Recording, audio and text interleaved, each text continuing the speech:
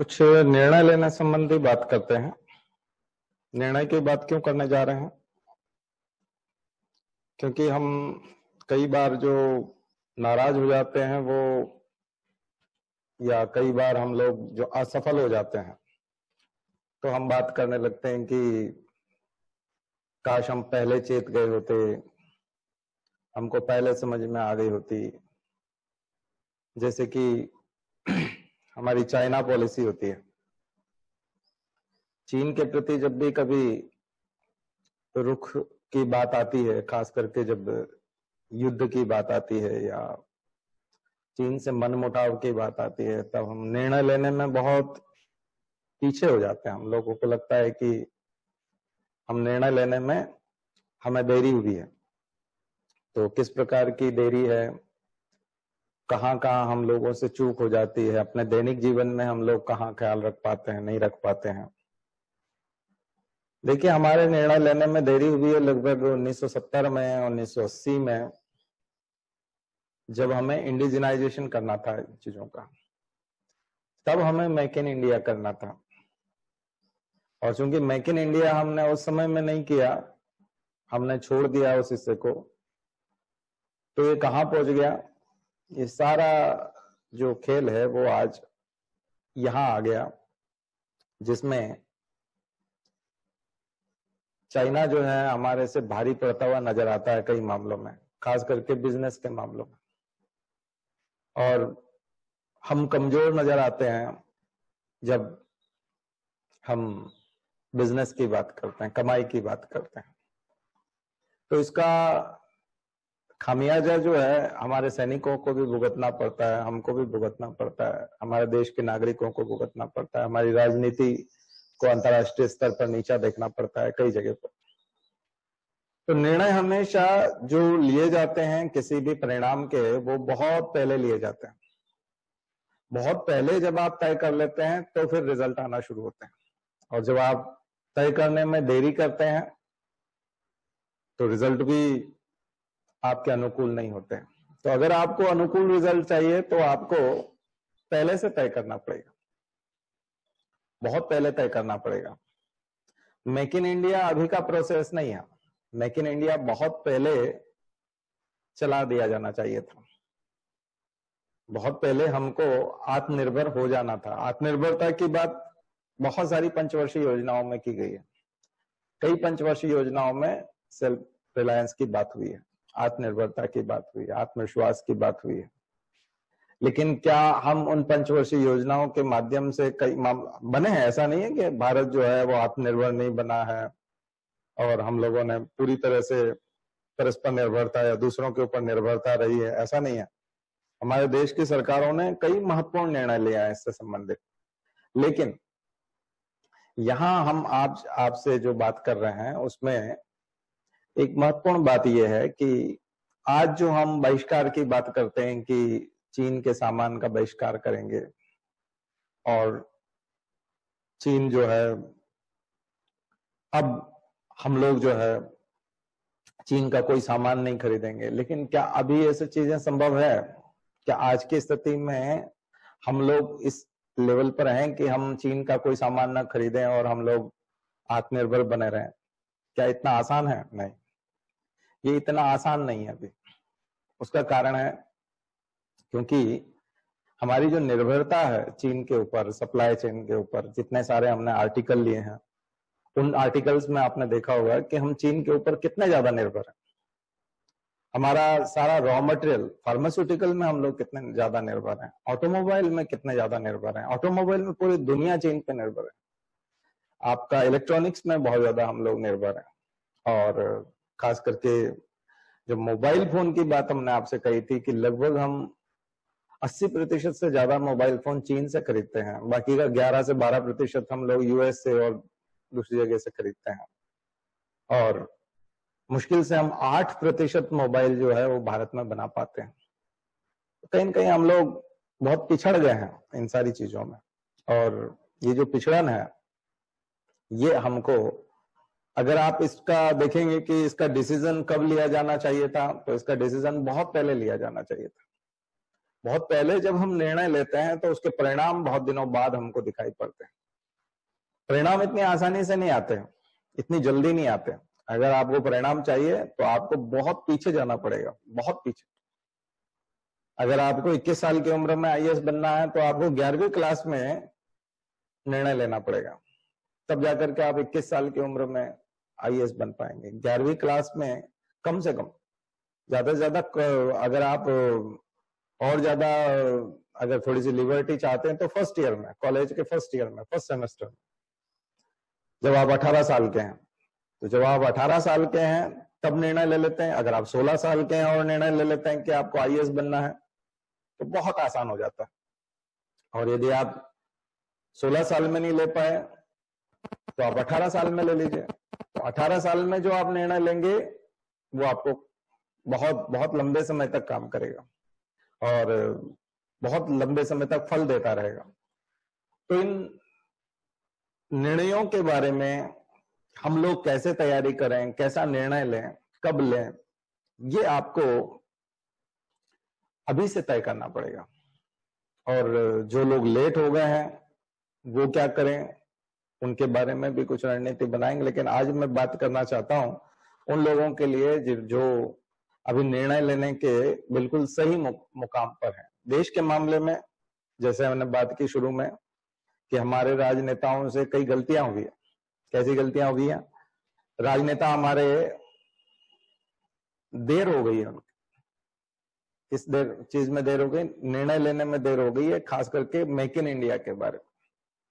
बहुत पहले ये निर्णय लिया जाना चाहिए था कि हम इस देश में हम बनाएंगे, खुद बनाएंगे, startup India, stand up India, ये सब बहुत पहले हो जाना चाहिए था।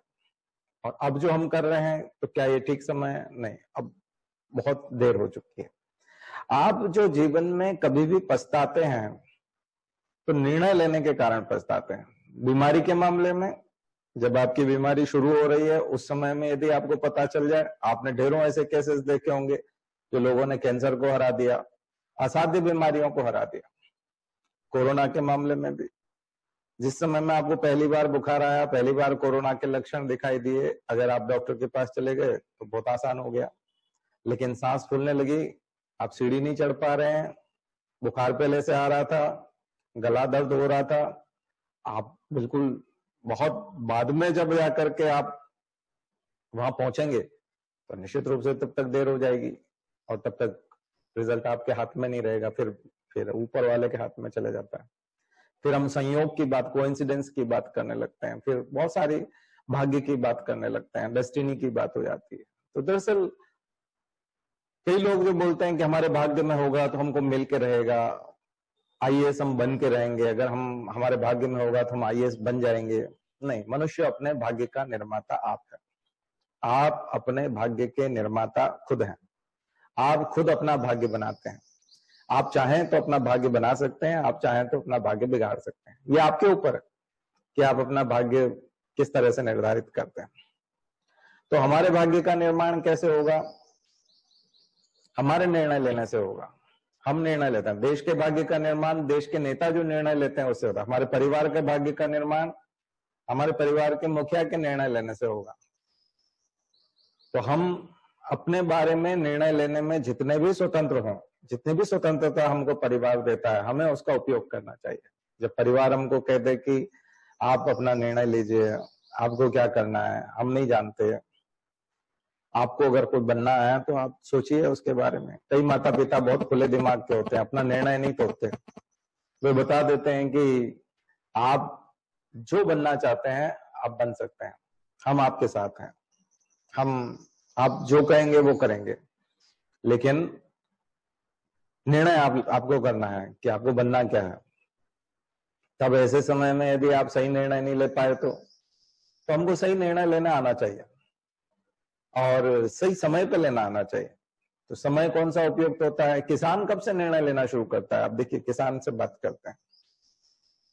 किसान को जो फसल बोनी होती है उस फसल की वो तैयारी करता है, उस फसल के अनुकूल जो है वो खेत की तैयारी करता है, बीज की तैयारी करता है, खाद की तैयारी करता है, कृषि उपकरणों की तैयारी करता है, कृषि उपकरण उसके पास कितने पर्याप्त हैं, नहीं तो कहाँ से संसाधन आएंगे, सोर्स कहाँ से आएंगे, उनसे बात करता है।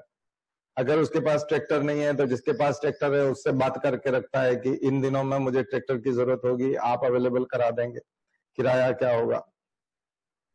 संसाधनों को इकट्ठा करना।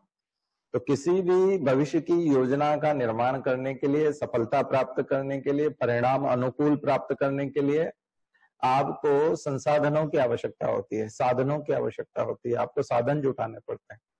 और आप इन साधनों के माध्यम से, इन संसाधनों के माध्यम से इनको हथियार बना करके फिर आप आगे की लड़ाई लड़ते हैं, फिर आप आगे का अपना सरंजाम जो है वो जुटाते हैं।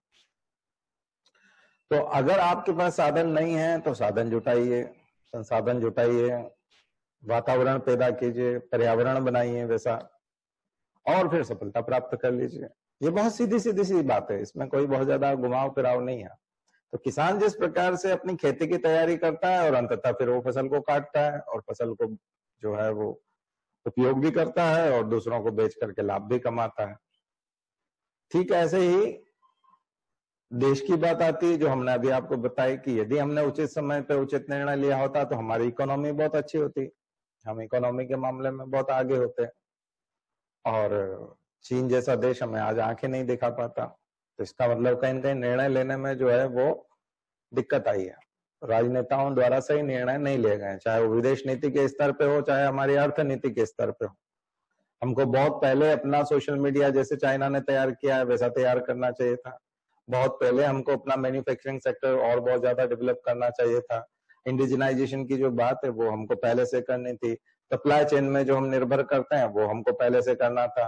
मैन्युफैक्चरिंग हब बनाने थे, SEZ को डेवलप करना था, EEZ को डेवलप करना था, फोर्स को स्ट्रॉन्ग करना था, सिक्योरिटी और टाइट करनी थी। तो बहुत सारी चीजें हैं जो बहुत पहले सोची जानी चाहिए। अगर हम जैसे कि सिविल सर्विसेज की तैयारी करने के लिए 21 साल की उम्र चाहिए और ग्रेजुएशन चाहिए, तो ढेरों बच्चे ठीक इन राजनेताओं की तरह, ठीक मूर्ख किसान की तरह क्या करते हैं कि 21 साल की उम्र होने का इंतजार करते हैं। वो सोचते हैं कि ग्रेजुएशन, कई बच्चे फोन करके पूछते हैं सर हम ग्रेजुएशन के लास्ट ईयर में आ गए हैं, या इस साल सर मैं ग्रेजुएट हो गया हूं, अब मैं IAS की तैयारी करना चाहता हूं। तो बहुत सारे बच्चे बिल्कुल अंतिम समय में बात करते हैं, और अंतिम समय में जब वो बात करते हैं तो उनके पास बहुत कम समय रह जाता है, बहुत ज्यादा समय उनके पास नहीं रहता, और उसी समय में उनको फिर तैयारी करके और रिजल्ट भी देना है, तो फिर दबाव भी आ जाता है। जब आप 22-23 साल की उम्र में जब ग्रेजुएट हो जाएंगे और तब क्लास ज्वाइन करेंगे, तब आप कोचिंग करेंगे, तब आप किताबें खरीदेंगे, तो उस समय में परिवार की एक अपेक्षा हो जाती है कि हमने इसको पढ़ाना था। अगर इसने इंजीनियरिंग किया है, मेडिकल किया है, 4, 4.5, 5 साल कॉलेज में गुजारे हैं, कोई PG कर लेता है उसके बाद आता है, तो 5 साल तक वो एक अपेक्षा करते हैं कि बच्चा पढ़ रहा है। इस बीच में क्या है, कुछ बच्चों की नौकरियां लगना शुरू हो जाती है, कुछ की छोटी छोटी नौकरियां लगना शुरू हो जाती है, कुछ की ठीक ठाक पैकेज वाली हो जाती है। तो वो क्या करते हैं, उदाहरण उनके सामने हो जाते हैं, परिवार वालों के सामने, कि देखो तुम्हारे वो अंकल का लड़का ऐसा हो गया, फूफा का लड़का ऐसा हो गया, उनका ऐसा हो गया, उनका ऐसा हो गया, मोहल्ले में वो जो था उसने ये कर लिया, उसने ये कर लिया। फिर आपके ऊपर एक प्रेशर डेवलप होता है और उस प्रेशर में फिर आपको काम करना पड़ता है।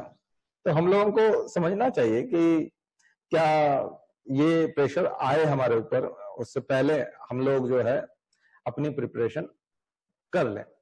तो जो लोग छोटे बच्चे हैं, अभी 11th में हैं, 12th में हैं, कॉलेज में पहुंच रहे हैं, उनको अभी इस चीज पे ध्यान देना चाहिए, सोचना चाहिए कि वे जो है कहीं निर्णय लेने में देरी तो नहीं कर रहे, और ये जो देरी है ये कितनी महंगी पड़ेगी, ये ठीक वैसी महंगी पड़ रही है जैसी हमारी, वैसी महंगी पड़ेगी जैसी हमारे देश को अभी पड़ रही है चीन के मामले में, या खेती के मामले में किसी किसान को वो देरी महंगी पड़ती है।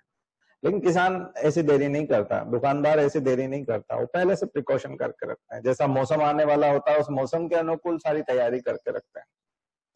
तो देश के मामले में बहुत सारी चीजें हुई है, विदेश नीति के मामले में, अर्थनीति के मामले में बहुत सारी चीजों में देरी हुई है, और उन सबका खामियाजा पूरे देश को भुगतना पड़ता है। राजनेताओं को आलोचना झेलनी पड़ती है, क्रिटिसिज्म होता है, और शहीदों को अपनी जान गंवा करके ये सब चीजें चुकानी पड़ती है। शहीदों की तो पूरी जान ही चली जाती है।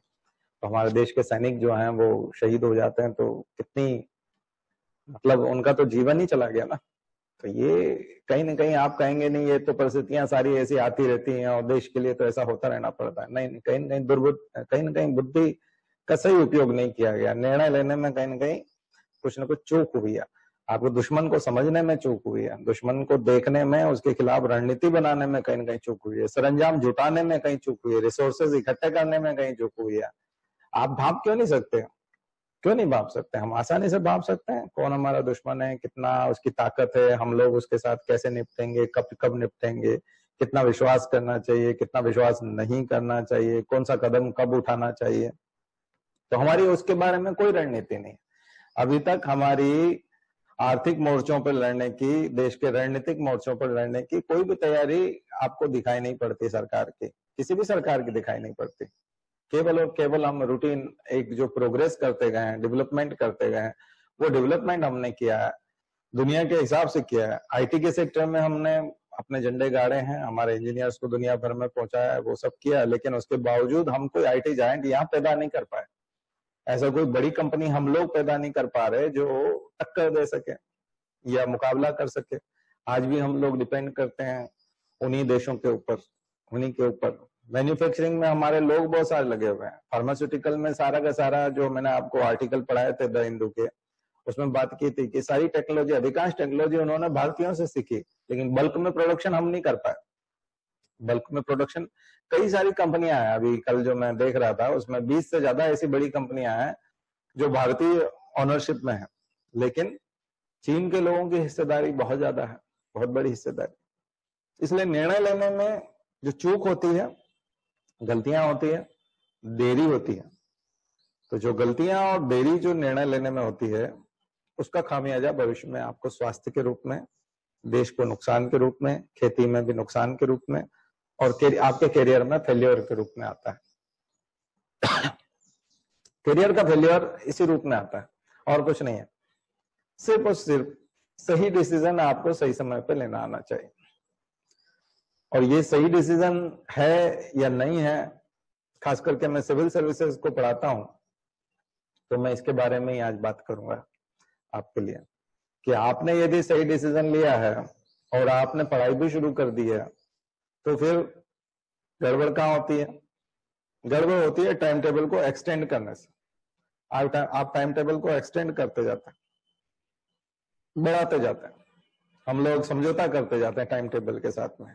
कैसे समझौता करते हैं? पहले जो टारगेट रखते हैं उस टारगेट को सही समय पे पूरा नहीं करते। तो आज आपके लिए एक संदेश है, छोटे छोटे टारगेट रखिए, शॉर्ट टर्म के टारगेट रखिए, छोटे टारगेट रखिए, 1 महीने का टारगेट, 15 दिन का टारगेट, 10 दिन का टारगेट, और पहले छोटा टारगेट पूरा कीजिए।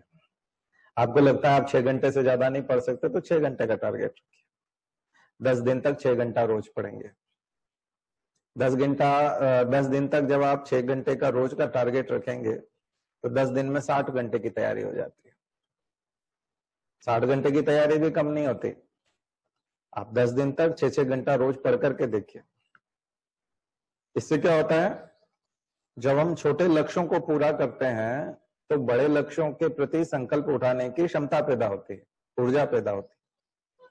फिर हम 8 घंटे का संकल्प ले सकते हैं, और अगली बार 10 दिन के लिए हम लोग 8 घंटे का संकल्प लें। अब यहां पर 6 घंटे में भी दिक्कत आ सकती है। किसी किसी को, जिनको पढ़ने की आदत नहीं है, वो डिस्ट्रैक्ट हो सकते हैं, वो परेशान हो सकते हैं। तो वो क्या करेंगे, 2-3 घंटा कोई नॉवेल या कहानी टाइप चीजें, या किसी की आत्मकथा, ऑटोबायोग्राफी, इस प्रकार की चीजें पढ़ें। सत्य के साथ मेरे प्रयोग, गांधी जी की आत्मकथा, उसको आप पढ़ सकते हैं। तो आप छोटी छोटी किताबें पढ़ने की कोशिश कीजिए, और सरल वाली किताबें, कहानी वाली किताबें पढ़ना शुरू कीजिए। यहां से आप शुरू कर सकते हैं। फिर उसके बाद आप जो सरल वाले, जो हिस्ट्री आपको सरल लगती है, तो हिस्ट्री को पढ़ना शुरू कीजिए। पॉलिटी आपको सरल लगती है, पॉलिटी को पढ़ना शुरू कर दीजिए। आपको अगर समाज के बारे में पढ़ने का शौक है, तो वो पढ़ लीजिए। न्यूज़पेपर पढ़ने का शौक है, तो उसको पढ़ लीजिए। तो कैसे भी करके 6 घंटे अपने आप को पढ़ाई में लगाए रखिए। तो अपनी रुचि के हिसाब से लगा के रखिए। अभी लिखना पसंद नहीं है, अभी लिखिए मत, चलेगा। फिर जब आप 8 घंटा हो जाए, तब 1 घंटा लिखना शुरू कीजिए। जब आप 10 घंटे की पढ़ाई का शेड्यूल बना लें तब 2 से 2.5 घंटा 3 घंटा लिखने का शुरू कीजिए, और जब आप 12 घंटा कर लें तब आप 4 घंटा लिखने का शुरू कर दीजिए। तो आपको धीरे धीरे धीरे धीरे 6 घंटे से 12 घंटे तक का जो एक सफर है वो बनाना चाहिए। नए बच्चों के लिए है जो अभी अभी जुड़े हैं और तैयारी करना शुरू कर रहे हैं, उन लोगों के लिए है कि वो लोग इस प्रकार से अपना एक लक्ष्य बना सकते हैं। 6 घंटे से लेके 12 घंटे तक का लक्ष्य आप बना सकते हैं, और जब आप ये सब करने लगेंगे तो अपने आप एक ऊर्जा निकलेगी। देखिए, आप जब किसी भी संकल्प को पूरा करते हैं, किसी भी टारगेट को पूरा करते हैं, लक्ष्य को पूरा करते हैं, तो उससे एक ऊर्जा निकलती है, उससे एक एनर्जी डेवलप होती है। और अब ये एनर्जी आ जाए, ऊर्जा आ जाए, जैसे आप भोजन करते हैं तो बोलते हैं कि हम लोग की एनर्जी आती है, हमको ऊर्जा मिलती है, भोजन से ऊर्जा मिलती है। आपने छोटे क्लासेस में पढ़ा होगा, पोषण मिलता है, ऊर्जा मिलती है। अच्छी बात है कि आपको पोषण मिलता है, ऊर्जा मिलती है, लेकिन पोषण का उपयोग भी आप करते हैं कि नहीं? एनर्जी का उपयोग भी आप करते हैं कि नहीं? कि केवल हमको ऊर्जा मिलती है ये बात है, ऊर्जा मिलेगी तो फिर उसका उपयोग भी करना पड़ेगा। तो आपने 4 घंटे पढ़ाई की, 6 घंटे पढ़ाई की, 10 घंटे पढ़ाई की, उसके बाद जो ऊर्जा मिली उसका क्या उपयोग किया? उसका उपयोग अगले दिन के टाइम टेबल बनाने में कीजिए, बड़ा लक्ष्य बनाने में कीजिए, उससे ज्यादा एनर्जी मिलेगी। फिर हम बड़ा लक्ष्य हासिल कर पाएंगे ज्यादा। अब आपका जो बोरिंग टॉपिक है और जिससे आप परेशान होते हैं, उनको आप ले सकते हैं, बोरिंग टॉपिक को ले सकते हैं। अब आप उठाइए उन चीजों को, उनमें रुचि पैदा कीजिए और उनको ठीक करने की कोशिश कीजिए। धीरे धीरे धीरे धीरे आपको हर चीज में रस आने लगेगा, कोई बोरिंग नहीं रहेगा। लेकिन जो अभी इन दिनों में जो ट्रेंड है कि हम वीडियो सुन लेंगे थोड़ा सा, ये मुझे लगता है कि ये पलायन है, ये एस्केपिज्म है अपने लक्ष्य की तरफ बढ़ने से, मेहनत करने से। तो अगर आप एस्केपिज्म की तरफ जा रहे हैं तो फिर दिक्कत है, आपको वो नहीं करना चाहिए। आपको करना चाहिए वो मेहनत कि हम कुछ हासिल करेंगे। किस चीज से हासिल करेंगे? हम मेहनत से हासिल करेंगे, और हम अपने लक्ष्य के प्रति समर्पित होकर के पूरा का पूरा प्रयास करेंगे, 100% प्रयास करेंगे। इसलिए कोटेशन आपने सुना होगा, असफलता केवल यह सिद्ध करती है कि सफलता का प्रयास पूरे मन से नहीं हुआ। असफलता का एकमात्र कारण है, और कोई कारण ही नहीं है, सारे बहाने हैं। एकमात्र कारण है असफलता का कि आपने सफल होने का जो प्रयास है वो ठीक से नहीं किया। बस सफल होने का प्रयास सही समय पे शुरू कर दिया होता, सही दिशा में कर दिया होता, सही गाइडेंस में कर दिया होता, सही सामग्री के साथ कर दिया होता, उचित समय पे कर दिया होता, तो सफलता आपके पास होती।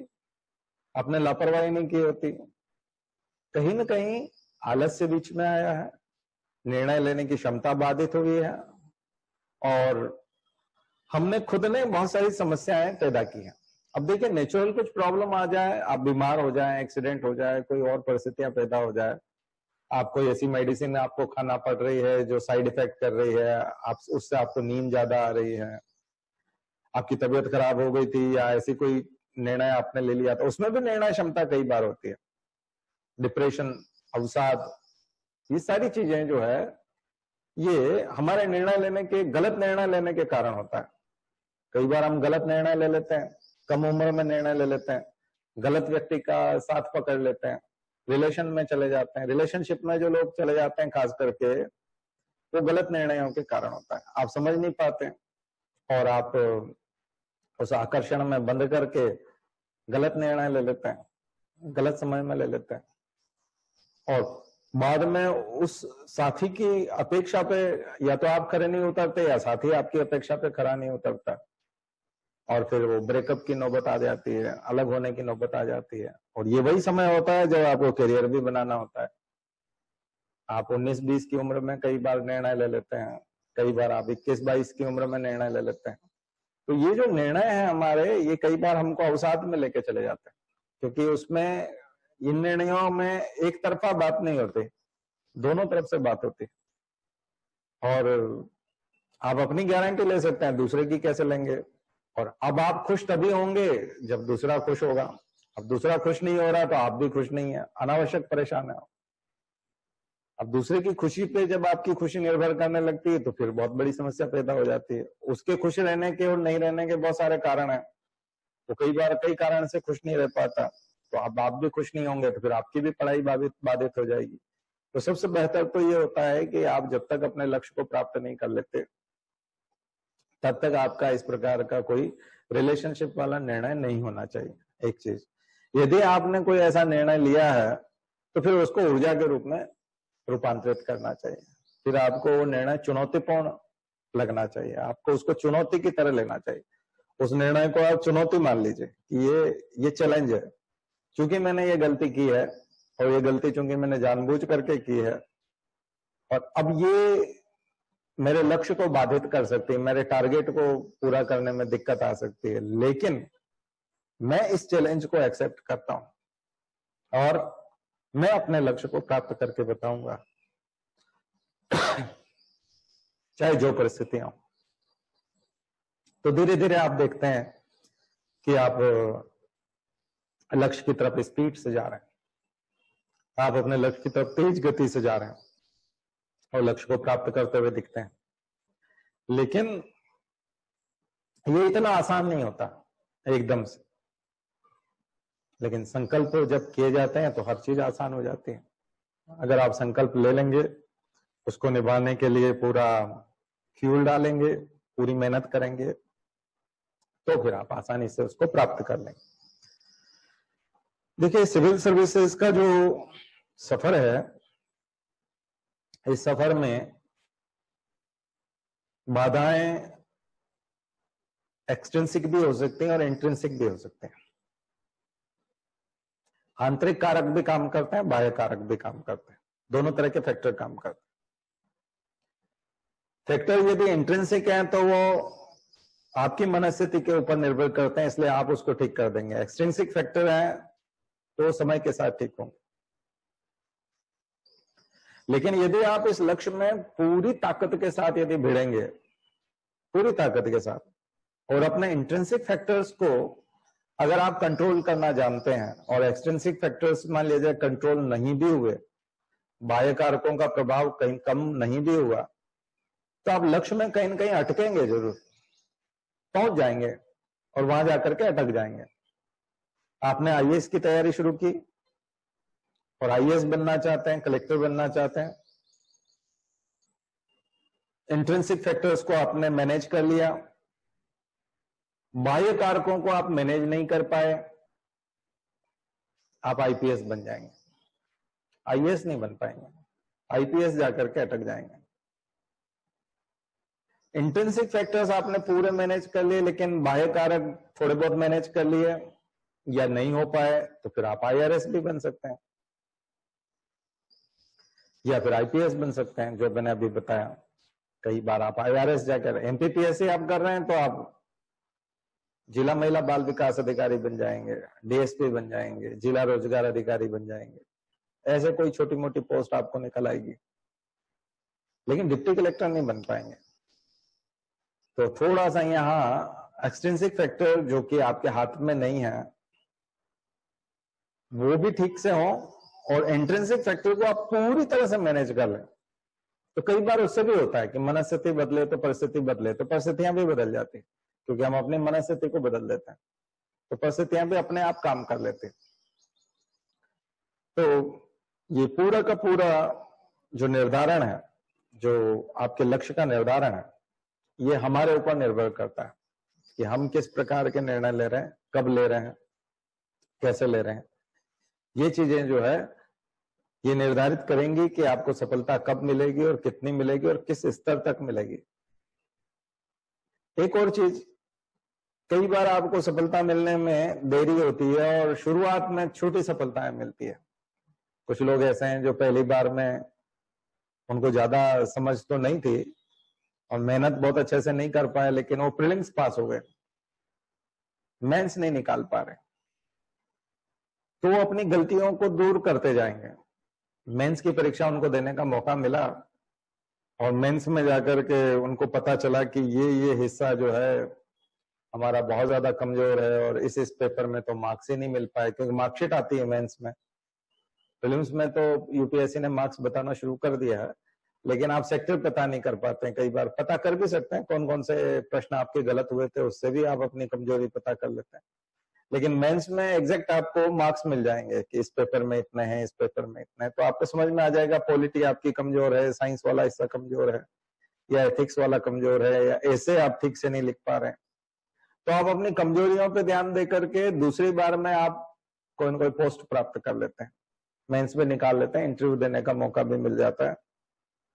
और मान लीजिए किसी को पहले इंटरव्यू देने का मौका नहीं मिला और इंटरव्यू में जाकर के अटक गए, तो उसको समझ में आ जाएगा कि मुझे इंटरव्यू पे काम करना है, थोड़ा सा मैं इंटरव्यू पे काम करूं, पर्सनालिटी टेस्ट पे काम करूं। मुझे हिचकिचाहट होती है, मैं लोगों के सामने बोल नहीं पाया, लिख तो लेता हूं मैं लेकिन लोगों के सामने बोल नहीं पाया, तो मैं बोलना सीखूंगा, मैं बात करना सीखूंगा। इंटरव्यू की प्रैक्टिस भी हम लोग करा देंगे ऐसे लोगों की, वो हो जाएगा, मैनेज हो जाता है। छोटी पोस्ट मिलती है तो छोटी पोस्ट के कारण जो है आप ढूंढ सकते हैं कि किन कारणों से आपको छोटी पोस्ट मिली है, कौन से ऐसे कारण थे जिनकी वजह से आप वहीं तक पहुंचे, बहुत आगे नहीं जा पाए, उन कारणों को आप दूर कर सकते हैं, तो फिर आप आगे पहुंचते हैं।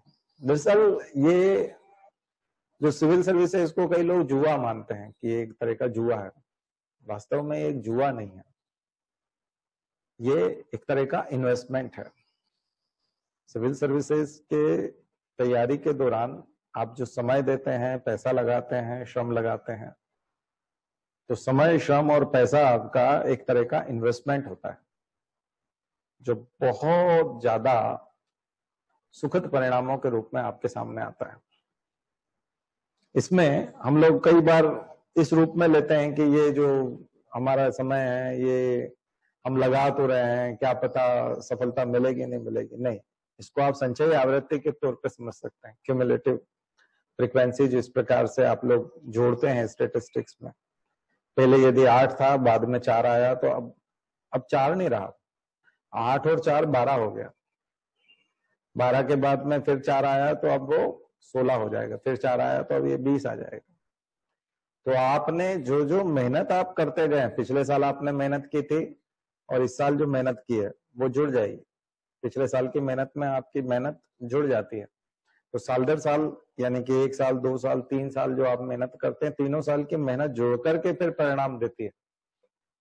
तो कई लोग एक ही साल की मेहनत में परिणाम प्राप्त करना चाहते हैं, तो उसमें क्या होता है कि अगर आपने ईमानदारी से, जैसा मैंने अभी बताया आपको कि निर्णय आपने ठीक से लिया था, संसाधन पर्याप्त जुटा लिए थे, मेहनत की दिशा ठीक रखी थी, गाइडेंस ठीक रखा था, और आपने 1 साल की तैयारी की, तो फिर परिणाम अनुकूल होगा। 1 साल में परिणाम अनुकूल नहीं आ रहा है, इसका मतलब कहीं न कहीं किसी न किसी हिस्से में कोई न कोई कमी रह गई है। या तो आपने निर्णय लेने में देरी कर दी है, गाइडेंस ठीक नहीं रखा है, और गाइडेंस ठीक रखा है तो फिर आपने होमवर्क पर्याप्त नहीं किया है और तैयारी पूरी तरह से नहीं की है। नहीं तो आपको चीजें तो समझ में आ रही है, चीजें समझ में आ रही है। एग्जाम में जब आपसे कोई पूछता है कि आप ये रेलवे जोन के बारे में बताइए, तो ऐसा नहीं कि आप रेलवे जोन के बारे में नहीं जानते, आपको ये तो पता है कि रेलवे जोन की एक लिस्ट है, और रेलवे जोन जो है वो मुझे याद होने चाहिए थे। क्योंकि वो लिस्ट मुझे याद नहीं है, इस वजह से ये प्रश्न जो है मेरा खराब हो गया। लेकिन परीक्षा में तो जब आप परीक्षा दे रहे होते हैं, तब तो आपको टिक लगाते समय तो आपको लग रहा होता है कि हो ना हो यही प्रश्न का उत्तर है। तो घर आकर के जब आप आंसर मिलाते हैं या मॉडल आंसर शीट देखते हैं या किसी का आंसर देखते हैं, आप किसी कोचिंग ने जो आंसर निकाला होता है उसको जब आप देखते हैं, तब मिलाते हैं, तब देखते हैं अच्छा, मतलब फिर उसका नीचे एक्सप्लेनेशन देखते हैं, तो समझ में आती है कि आप कहाँ कंफ्यूज हो गए थे। तो वो जो कंफ्यूजन होने का जो कारण था कि आप कंफ्यूज क्यों हुए थे, वो कारण समाप्त करते, धीरे धीरे आप उन कारणों को समाप्त कर देते हैं, आपकी सफलता का प्रतिशत बढ़ जाता है, आप सफल हो जाते हैं। तो ये कई बार 1 साल में आप उन गलतियों को ढूंढ नहीं पाते कि किन कारणों से आप असफल हो रहे हैं। ये गलतियां ढूंढना यदि 1 साल में समझ में आ जाए तो 1 ही साल में बात बन जाएगी, और अगर ये आप 1 साल में नहीं कर पाते तो फिर आपको 2 साल लग सकते हैं, 3 साल लग सकते हैं।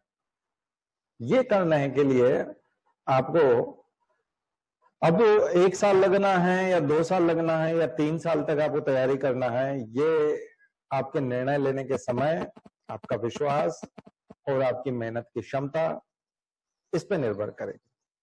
और इसके लिए 3 तरह की शक्तियां आपको अर्जित करना पड़ेगी।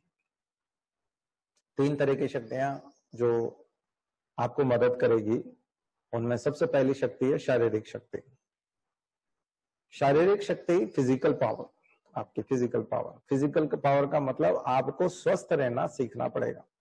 आप बीमार हो जाते हैं तो प्रोडक्टिविटी अपने आप कम हो जाएगी। जैसे किसी किसान को जब मुख्य रूप से खेती का समय है और सारे डिसीजन लेने और सारी मेहनत करनी है, उसी समय में वो बीमार हो गया, तो किसी परीक्षार्थी को परीक्षा देनी है और वो उसी समय बीमार हो गया, तो जो रिजल्ट है वो तो प्रभावित हो जाएंगे। तो सबसे पहले है शारीरिक शक्ति। और शारीरिक शक्ति 3 चीजों से, इसके लिए भी फिर 3 चीजें हैं शारीरिक शक्ति के लिए। वो 3 चीजें क्या है? शारीरिक शक्ति को ठीक रखने के लिए एक आपका भोजन, तो जो आपका आहार, विहार और व्यवहार, ये 3 चीजें जो है आपको ठीक रखती है, शरीर को ठीक रखती है। आपका आहार, आप कैसा आहार करते हैं, और दूसरा आपका, वही अष्टांग योग वाली बात को भी ले सकते हैं हम लोग। तो योग में जो बातें कही गई है, उसके जो 8 अंग बताए गए हैं, वो आपके शरीर को ठीक रखता है। कि आपका आहार जो है वो ऐसा होना चाहिए जो स्वास्थ्यवर्धक हो, आपके स्वास्थ्य को बनाए रखे, सात्विक आहार हो। और आपके एक विद्यार्थी की दिनचर्या में, एक विद्यार्थी का जो भोजन होना चाहिए, वैसा भोजन आपका हो। दूसरा, आप व्यायाम करते हो, आप आसन लगाते हो, आप प्राणायाम करते हो, व्यायाम करते हो, योगा करते हो, तो ये सब चीजें आप करेंगे तो शरीर आपका ठीक रहेगा, मस्तिष्क आपका ठीक रहेगा। और तीसरा है आपका व्यवहार या आपका मानसिक स्तर। तो जो वो आध्यात्मिक वाला हिस्सा भी हो सकता है, जिसको मैं स्पिरिचुअलिटी भी बोलता हूँ, फिजिकल, मेंटल और स्पिरिचुअल, 3 पार्ट जो मैंने आपको पहले भी बताए थे। तो स्पिरिचुअल वाला जो हिस्सा है, यानी कि मेंटल वाला जो हिस्सा है, जो मानसिक स्तर को ठीक रखता है, जिसमें आप ध्यान लगा करके ठीक कर सकते हैं उसको, या फिर सोच करके ठीक कर सकते हैं, उससे आपकी संकल्प शक्ति उभरती है, पॉजिटिविटी आती है, सकारात्मकता आती है। वो जो हिस्सा है वो भी बहुत मजबूत होना चाहिए। तो तीनों हिस्से मजबूत करके आप शारीरिक पक्ष को मजबूत कर सकते हैं। शरीर वाला जो हिस्सा है वो आपका मजबूत हो सकता है, और शरीर का हिस्सा जब मजबूत हो जाएगा तो फिर आपके दूसरा नंबर की चीजें हो जाएंगी, संसाधन, रिसोर्सेस, पढ़ने की चीजें। और फिर इन सब के बीच में एक और चीज आती है कि आपका निरंतर गाइडेंस। तो आप हमारी जो कक्षाएं हैं, यूट्यूब पे जो कक्षाएं हैं, उनको निरंतर देख सकते हैं। आप हमारी कक्षा के महत्वपूर्ण सदस्य बन सकते हैं, उसमें हिस्सा ले सकते हैं, भाग ले सकते हैं, एडमिशन ले सकते हैं। और बाकी जो है आपका सेल्फ डिसिप्लिन और वो जो चीजें हैं, ये सब चीजें आपके, अभी इसमें थोड़ा सा और कुछ दिक्कत आती है, जिसमें दूसरे लोगों पे जब हमको निर्भर करना पड़ता है। दूसरे लोगों से मतलब हमारे स्वयं से हट करके हमको परिवार के अन्य सदस्यों पर निर्भर करना पड़ता है, और अन्य सदस्य जो है वो कितनी मदद कर रहे हैं, हमको उनकी कितनी मदद करना पड़ रही है, कितना समय देना पड़ रहा है, वो चीजें भी मायने रखती हैं। तो इसके लिए जो जागरूक माता पिता हैं वो अपने बच्चों को पूरा सपोर्ट करते हैं, वो ध्यान रखते हैं कि अच्छा, जो लोग इस परीक्षा की अवस्था को समझते हैं कि ये परीक्षा बड़ी कठिन है और इस परीक्षा में पास होना इतना आसान नहीं होता, इस परीक्षा में पास होने के लिए हमें बहुत परिश्रम की आवश्यकता पड़ती है, बहुत धैर्य की आवश्यकता पड़ती है, और बहुत समय तक, बहुत लंबे समय तक इसकी तैयारी करते रहना पड़ती है। वो लोग जो इस चीज को जानते हैं, वे लोग ज्यादा सपोर्ट कर पाते हैं अपने बच्चों को, और उनके लिए ज्यादा व्यवस्थाएं जुटा पाते हैं।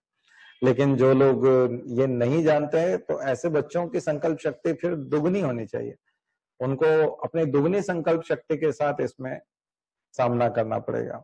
वे न केवल अपने मनोभाव को, अपनी मनस्थिति को बना के रखना, बल्कि उनको परिवार की मनस्थिति को भी ठीक करके रखना पड़ता है। तो दोहरी जिम्मेदारी होती है, ऐसे बच्चों की दोहरी जिम्मेदारी होती है। कई बार माता पिता जो हैं वो उस जिम्मेदारी को, खुद की जिम्मेदारी को वो निभा लें तो हमको उनका नहीं देखना पड़ता, लेकिन कुछ बच्चे ऐसे भी हैं जिनको दोहरी जिम्मेदारी निभानी पड़ सकती है, यानी अपना मन की स्थिति भी ठीक रखनी है और परिवार की मन की स्थिति भी ठीक रखनी है। तो जिसको अपने करियर की वाकई में चिंता है, उसको ये सब करना पड़ेगा। जैसे मैंने उदाहरण दिया था चीन के साथ हमारा जो अभी संघर्ष चल रहा है, इस संघर्ष में राजनेताओं की दोहरी जिम्मेदारी भी हो सकती है, यानी सेना के मनोबल को भी ऊंचा उठाना और समाज को भी डील करना, यानी कि लोग हैं उनको भी डील करना, विपक्षी को भी डील करना और युद्ध भी लड़ना, यानी कि जो विरोधी है, दुश्मन है। तो ये जिम्मेदारी है। क्यों जिम्मेदारी है? क्योंकि सरकार में जब आप चुने गए थे तो आपने इस जिम्मेदारी को ओढ़ा था, इस चुनौती को आपने स्वीकार किया था। दरअसल अभी जो आप तैयारी कर रहे हो तो आप इस चुनौती को आप खुद स्वीकार कर रहे हो। ये थोड़ा सा है, सॉरी। तो इस चुनौती को आपने खुद ने स्वीकार किया है। आपको सरकार में जो लोग गए उन सरकार में जो ये जो चुनौती आई है, ये सरकार में कोई किसी ने पार्टी के ऊपर थोपी नहीं है। आपने दावा किया था कि हम सरकार बनाएंगे, और जब आप सरकार बनाने का दावा कर रहे हैं तो अब जो सरकार के सामने समस्याएं आएंगी वो आपके सामने है, आपको उसका मुकाबला करना पड़ेगा। किसी ने समस्या आपको गिफ्ट में नहीं दी है, ये समस्या आपने प्राप्त की है, आपने हासिल की है। तो अब ये समस्या आपके पास आई है और आप इसके लिए लालायित थे कि ऐसी समस्याएं आएंगी तो उसको हम डील करेंगे। अभी सरकार में कोई दूसरा होता है तो वो डील कर रहा होता है, क्योंकि आप हैं इसलिए अब आपको डील करना पड़ेगी। तो फिर आपको सब कुछ, आप कहेंगे ये देखो ये उधम नहीं करेगा, ये नहीं करेगा, विपक्ष ये सवाल नहीं पूछेगा, ये व्यक्ति ये नहीं करेगा, समाज के लोग ऐसा नहीं करेंगे, सैनिक अपना मनोबल बनाए रखेंगे, नहीं, वो सब नेचुरल तरीके से रहेंगे। उन्होंने वो जिम्मेदारी नहीं निभाई है। जिम्मेदारी किसने उठाई है? जिम्मेदारी आपने उठाई है। तो कई बार ऐसा होता है कि लोग सिंसियर होते हैं, जिनके परिवार के सदस्य सिंसियर होते हैं, उनको लगता है हमारी सामूहिक जिम्मेदारी है, इस व्यक्ति के साथ मदद करनी चाहिए क्योंकि ये परीक्षा की तैयारी कर रहा है, ये आईएएस बनना चाहता है, ये हमारी सामूहिक जिम्मेदारी है, सब लोगों की जिम्मेदारी है, मिलकर के जिम्मेदारी है, पूरा परिवार, सारे रिश्तेदार मिलकर के इनको आईएएस बनाएंगे, वैसा वातावरण पैदा करेंगे, वैसा सहयोग पैदा करेंगे, वो चीजें करेंगे जिससे कि आईएएस बन जाए। कैसे भी करके कोई ऐसी परिस्थितियां पैदा नहीं करेंगे कि इसको आईएएस बनने में दिक्कत आए, लेकिन जरूरी नहीं है कि ऐसा हो, हमेशा हो। ऐसा भी हो सकता है कि सब लोग अपने आनंद में रहें, अपने अपने हाल में रहें, अपने अपने पर्सनल संकल्प या उनके जो पर्सनल प्रॉब्लम्स हैं उसमें वो लोग लगे रहें। कलेक्टिवली वो उस तरह का एफर्ट न लगा पाए जो उनको लगाना चाहिए, या किसी परिवार में कोई लगा रहा है वैसा हो सकता है आपको वैसा वातावरण न मिले। तो चूंकि सरकार जो है वो ये नहीं कह सकते कि विपक्ष चुप रहे, जनता चुप रहे, पत्रकार चुप रहे और सेना अपना काम करे, हमें ना सिखाए, नहीं, ऐसा नहीं कह सकते। सेना भी सवाल कर सकती है, आपने हमें ये साधन नहीं दिए। पत्रकार बोल सकते हैं भैया ये क्या है, क्या हो रहा है ये तुम्हारे इसमें। विपक्ष बोल सकता है तुम ठीक नहीं हो, तुम में अकल नहीं है, तुम ठीक से काम नहीं करते। जनता कुछ भी बोल सकती है, हमने तुमको वोट दिया, तुमको समझ में ही नहीं आ रहा है। तो सब लोग बोल सकते हैं, तो सब लोग बोलते हैं और नहीं बोलते हैं तो समझदारी है। ये तो समझदारी वाली बात है कि आप देश के साथ हैं और आप सेना के साथ हैं, आप ऐसे विकट समय में जो है उनके साथ हैं। ठीक है भैया, आपके साथ भी हो सकता है, तो इसको मैं कंपटीशन के साथ जोड़ रहा हूँ। सब लोग अगर साथ नहीं दे रहे हैं, आपके पक्ष के सारे लोग साथ नहीं दे रहे हैं, तो भी आपको आईएएस की तैयारी करना है, तो भी आपको सफल होकर के बताना है और सफलता प्राप्त करनी है। तो कोई भी साथ नहीं दे रहा है तो फिर सफलता कैसे प्राप्त करेंगे? वैसे ही प्राप्त करेंगे जैसे सरकार करती है, चुनौतियों से निपटती है। वो ध्यान नहीं देती किसी भी चीज पे। जहां ध्यान देने लायक, समझाने लायक बात होती है उनको समझा दिया जाता है, जहां नहीं समझाने लायक होते हैं वहां पर छोड़ दिया जाता है उनको। तो अपना जानो, हम तो अपने लक्ष्य की तरफ जा रहे हैं, हम जो काम कर रहे हैं वो हमारा काम है और वो अच्छा काम है और हम उसको करते रहेंगे। आप हमें मत सिखाइए, आप ये मत बताइए कि ये लक्ष्य खराब है। तो ढेरों लोग हैं ऐसे जो सिविल सर्विसेज की परीक्षा के खिलाफ होते हैं। एक तो या तो हमेशा मैंने देखा है सिविल सर्विसेज की परीक्षा के विरुद्ध बोलने वाले वही लोग होते हैं जो या तो खुद असफल हुए हैं अपनी जिंदगी में, तो उनकी असफलताओं के वही सारे कारण है जो हम अभी गिना रहे हैं।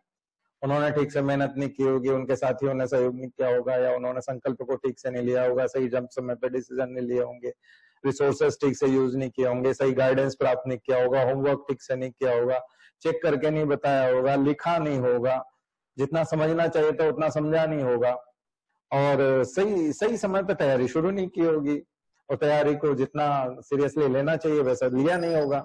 तो ये सारे के सारे कारण उनके साथ रहे होंगे, इस कारण से वो असफल है। या उन्होंने किसी नजदीकी व्यक्ति को असफल होते हुए देखा होगा, उनके बिल्कुल करीब का व्यक्ति, उनका बच्चा, उनका पिता, या उनका कोई दोस्त, या कोई भी इतना नजदीकी आदमी को उन्होंने असफल होते हुए देखा।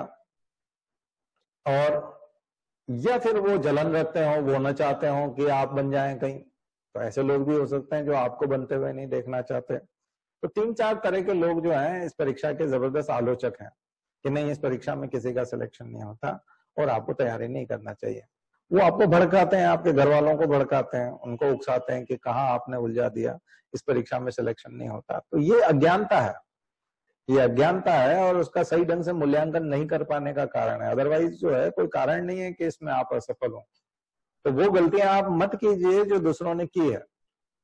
जो दूसरे गलतियां कर चुके हैं और असफल हो चुके हैं, वो गलतियां आपको नहीं करना है। और आपने यदि असफलता का स्वाद चखा है तो आपको असफलता क्यों मिली थी पिछली बार, वो वाले काम आप अब इस बार मत कीजिए। तो हमने आपको पूरी रणनीति बताने की कोशिश की है, पूरा समझाने की कोशिश की है कि अगर आपको सफल होना है तो किन किन मोर्चों पर आपको लड़ाई लड़नी पड़ेगी, किन किन मोर्चों पर। वो करंट का आज की परिस्थितियां, चीन के युद्ध के साथ जो हमारा संघर्ष है, उसके साथ जो परिस्थितियां, वहां क्या कमी हुई है, वहां कौन कौन सी दिक्कतें आई है, उन दिक्कतों को देखते हुए आपको समझाने की कोशिश की है। मुझे लगता है कि आप बहुत अच्छे से इन चीजों का पालन करेंगे और इनको आगे बढ़ाने में आप जो आपकी सफलता को आगे, आपको सफलता दिला सकते हैं, आपको उस मुकाम तक पहुंचा सकते हैं जहां आप जाना चाहते हैं। तो मैं नहीं चाहता कि हम कोई नई फिलोसॉफी विकसित करें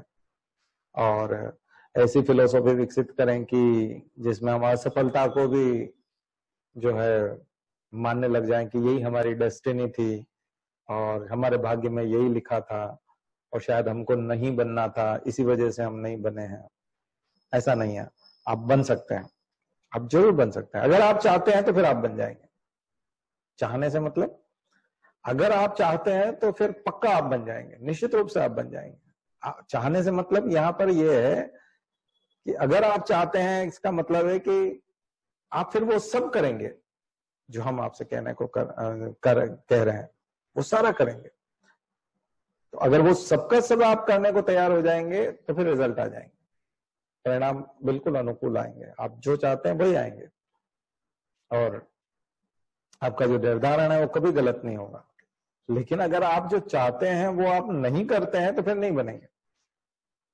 तो आपका चाहना मात्र पर्याप्त नहीं है, उसके साथ वैसा करना पड़ेगा। आप जो चाहते हैं वो फिर आपको करना पड़ेगा और अगर वैसा आप करेंगे तो फिर आप बन जाएंगे, रिजल्ट वही आएगा।